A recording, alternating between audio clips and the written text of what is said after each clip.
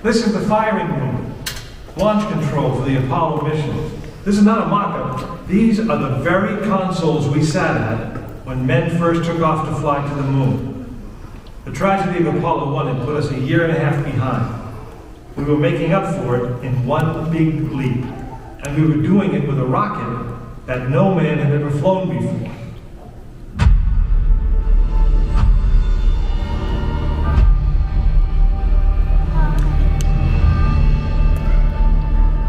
It was a few days before Christmas 1968 when Apollo 8 sat on the pad. She was the first of a new kind, a moon rocket. This was the Phoenix, risen from the ashes of Apollo 1. The first Apollo crew did not die in vain. This was to be their testament.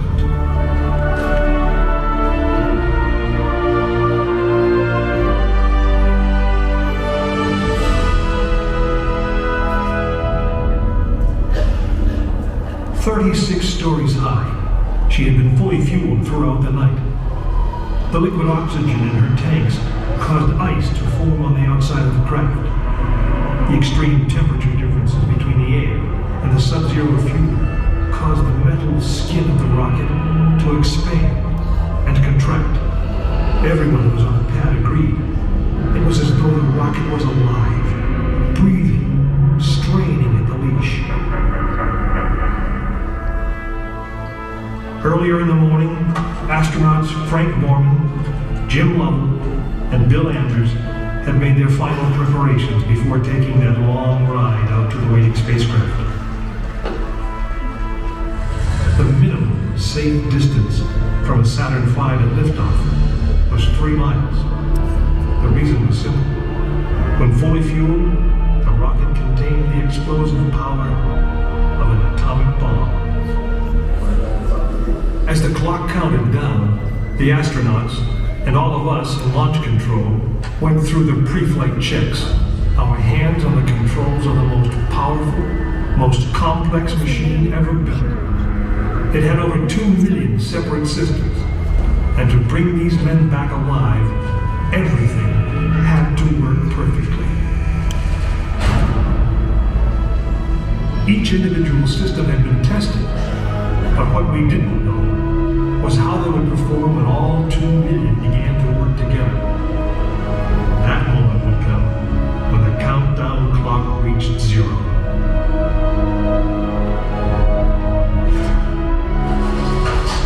If a maneuvering thruster failed, if communications broke down, if navigation was off by 1 degree, if any piece of the miles of wiring, circuits, relays, or valves was defective, Frank Borman, Jim Lovell, and Bill Anders would pay with their lives. As they sat, waiting for launch on that chill December morning, these 3 astronauts were back to what they had always been, test pilots.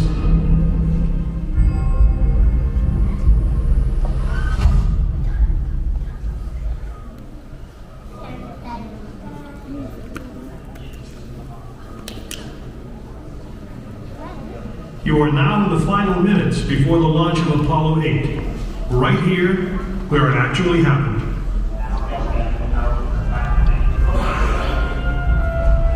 Mankind is about to leave his planet behind and journey to another.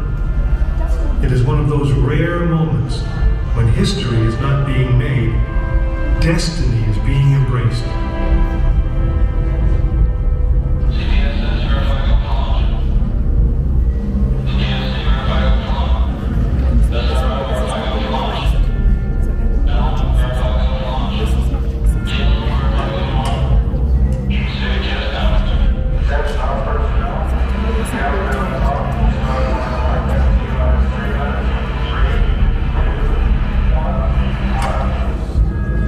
This is launch control, T-minus 3 minutes and counting. We have completed our communications checks with the Apollo 8 astronauts in the cabin, and the communications are go.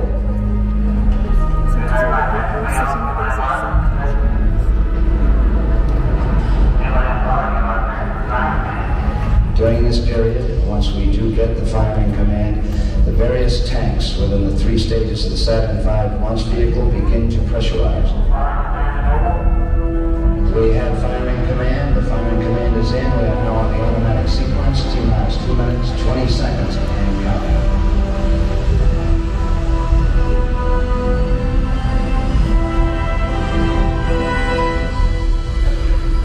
Our status board indicates that all aspects are ready. Instrument unit is ready, spacecraft ready, final check of the emergency detection system, that ready light also on.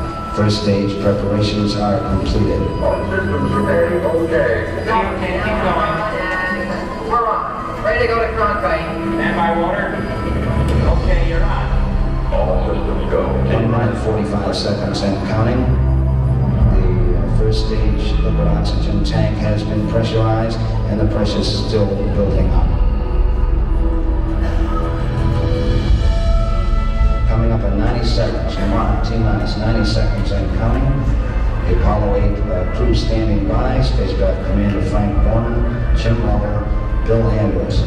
We now report that the liquid hydrogen tank on the third stage is pressurized. 1 minute 15 seconds.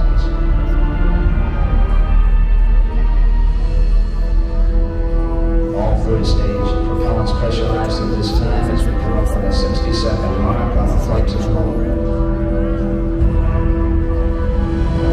T-minus 60 seconds and counting. The vehicle now is completely pressurized.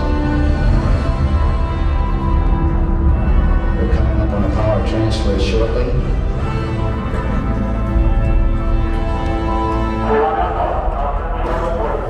We have the power transfer. We're now on the flight batteries within the launch vehicle.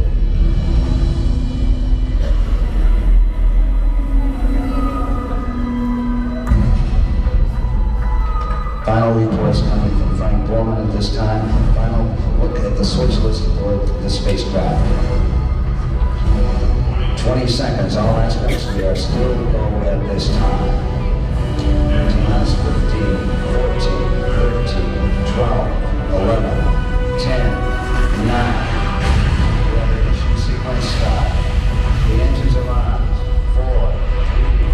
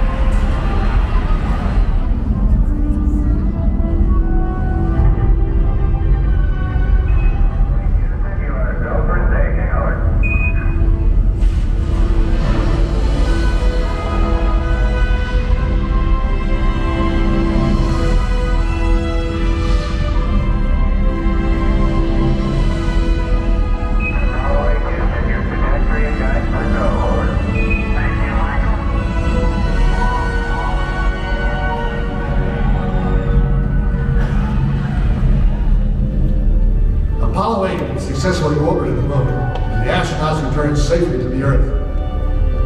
I know. I'm Jim Lovell, and I was one of the crew of this spacecraft, Apollo 8. We were the first men to see the surface of the moon from just a few miles away.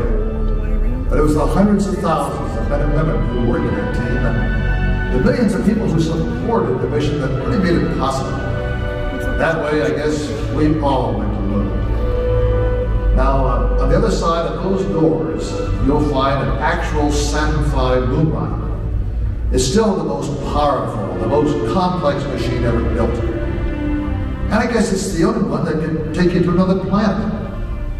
I actually got to fly one on a second flight to the moon called Apollo 13. But that's another story.